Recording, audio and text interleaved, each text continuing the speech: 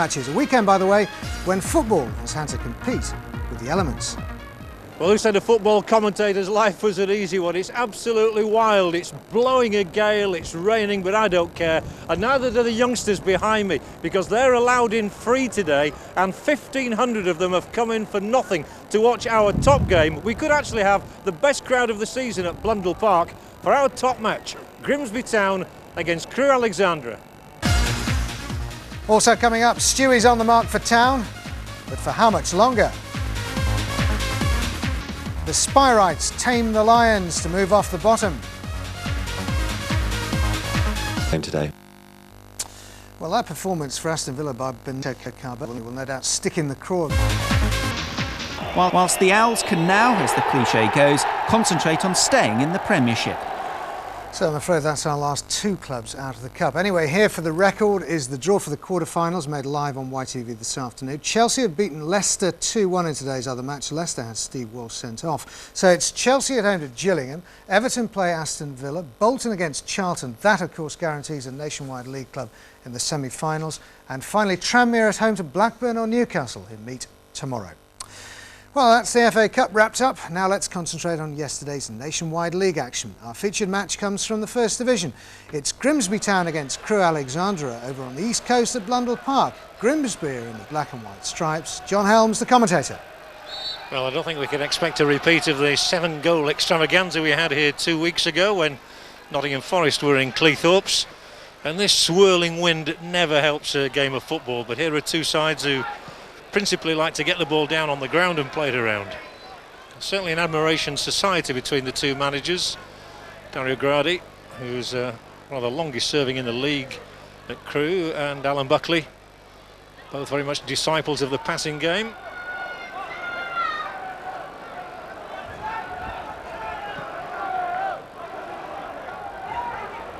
Well, there's a problem you see with the wind, the ball holding up there, nobody quite sure whether to attack it or not.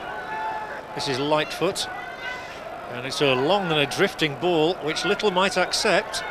He'll certainly be able to knock it back in here to Rodney Jack. Stabbed up into the area, there might be a shooting chance here. What a save from Sorvel initially, and Crewe coming so close to taking an early lead. Rodney Jack, the man who teed that one up for Neil Sorvel.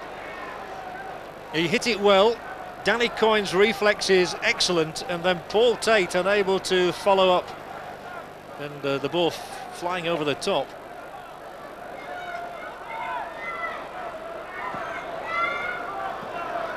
Nice chest control. Livingston on the burst into the area, controls it, shoots straight at Kearton.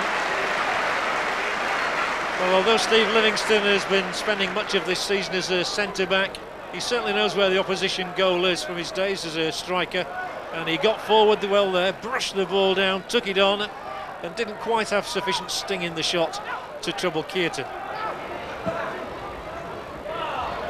And for Livingston to have a go at, and he drags it away from his marker Macaulay. Donovan able to look up and then to take a return pass. Some of the Mariners fans getting a little restless, wanting more goalmouth activity. You don't get a 4-3 every week. Pound now. It's left with Gallimore.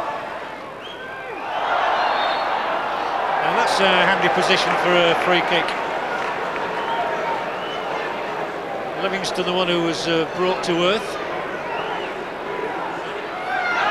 Grimsby are throwing half a dozen forward here as Kingsley Black prepares to lob this one across, and Gross is in for it, and oh, what a miss over the top from Bradley Allen. The clearest chance that Grimsby have found. Kingsley Black knew exactly where he was measuring the free kick. Paul Groves got up for it, a little knockdown, and Bradley Allen, swivelling, hooks it high.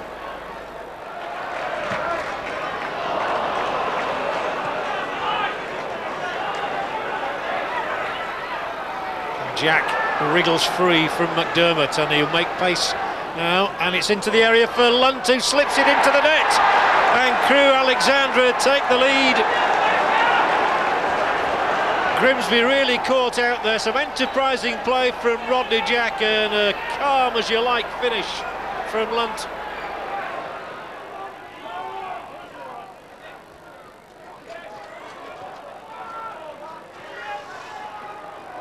Oh, it's going to be put out for another corner by Groves. Well, it's even difficult to make the ball stop there. He could do it rugby style and get somebody lying down with a finger on it. Swept in hard. Oh, and it's tipped onto the crossbar by Danny Coyne. Well, before the game, referee Beebe predicted to me that there might well be a goal direct from a corner kick today. How close he must have been right there. And Clare held it up nice, intelligently.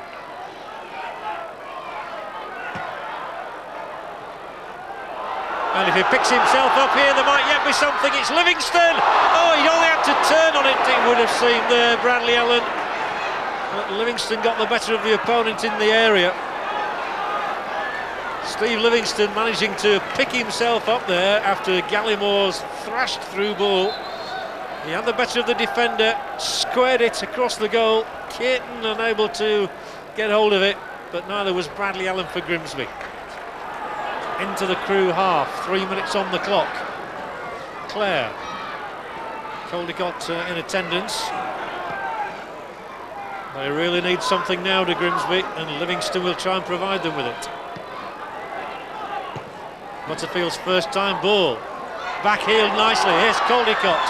Can't turn. There's a shout for a handball, and the referee keeps his hands down.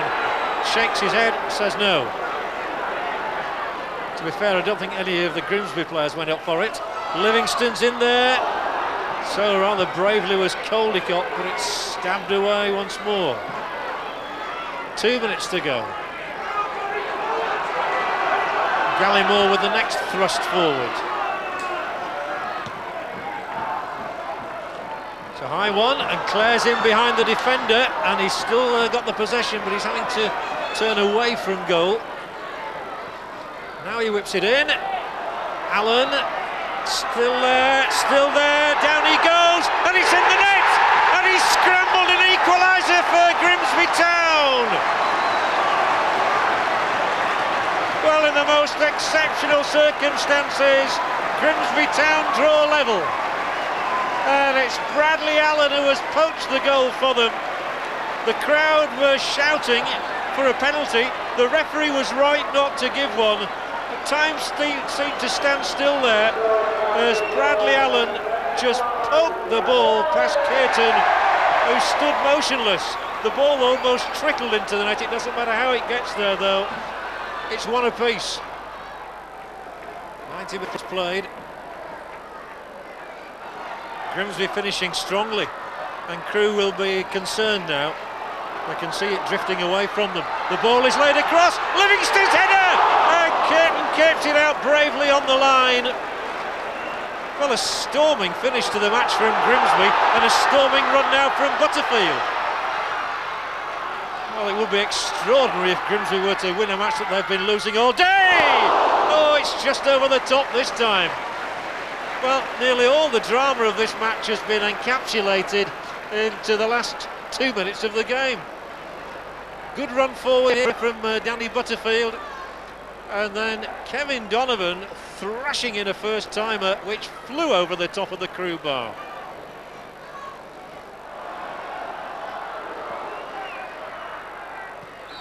It's the fourth consecutive draw between Grimsby and Crewe, who still haven't won a match this year.